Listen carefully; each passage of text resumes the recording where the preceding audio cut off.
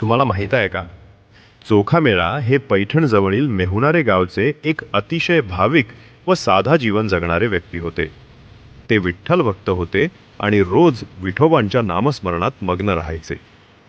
जातीच्या भिंतींनी त्यांना मंदिरात प्रवेश नाकारला होता, पण त्यांचा भक्तिभाव मात्र कधीच कमी झाला नाही.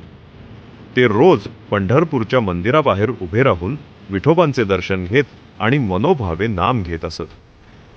त्यांच्या या निष्ठेने आणि प्रेमाने सर्वांना स्पर्श केला.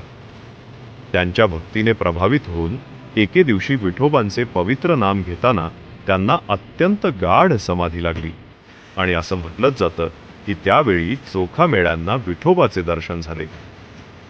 ही भेट मंदिरात नव्हे तर त्यांच्या अंतःकरणात झाली, जिथे खरा देव वास करतो. चोखामेळ्यांच्या भक्तीने हे सिद्ध केलं की देवाला जातीपातीचं भान नसतं, तो केवळ भाव पाहतो. ही कथा आपल्याला शिकवते की श्रद्धा, प्रेम आणि सत्यनिष्ठा असेल तर भक्त आणि देव यांच्यात कोणतीच भिंत राहत नाही.